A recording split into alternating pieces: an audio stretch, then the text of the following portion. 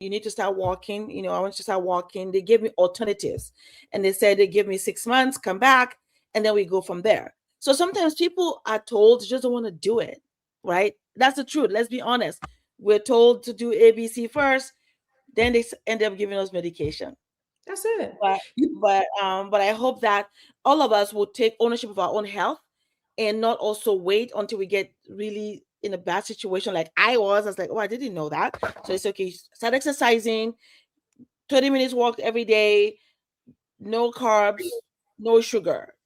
Because Literally. carbs turns into sugar. That's right. They said no carbs, no sugar. They told me that. So I said, wow, okay. I was sad because I love bread.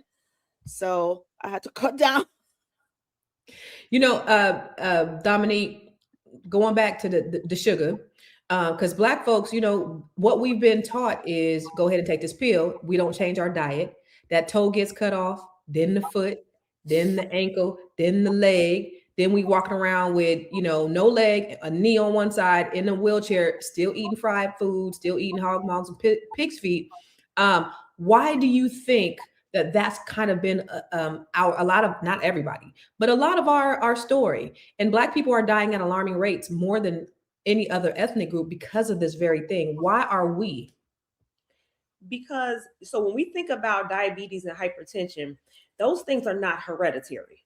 What's hereditary is our diet and lack of exercise. So if we eat all this soul food all the time and fried chicken and fried fish, all the things that we do on a regular basis, you're going to be like your grandmother and your mother, and it's just going to keep going. But at some point, if we stop and say, okay, they lost their foot, they're going to dialysis. And think about this too. Let's talk about dialysis. Dialysis centers are all over the place, like liquor stores and churches. That's crazy. Money to be made off of us being sick instead of being preventative, which I find that now people are more conscious about their health. They're more conscious, like people in the gym, you see older ladies working out and muscles and doing the things. So you don't have to worry about having diabetes. I have a cousin. He was overweight. He was diagnosed with diabetes, and he chose not to let that be his final story. He turned it all the way around. He lost the weight. He no longer has diabetes. It is not hereditary. It's what we eat. It's our mindset, all the traumas that we've been through. How do people, and I know I'm going left field, but this is something that I'm passionate about. I've been in the healthcare industry for 18 years, and I've worked in every aspect of healthcare. How do people get up and exercise if they're depressed and they're anxious? How are they meal prepping if they're depressed and they're anxious? They're not. What's going to happen is they're going to do takeout food all the time, high in sodium, high in fats, high in sugar, which is going to lead to what? Diabetes, hypertension.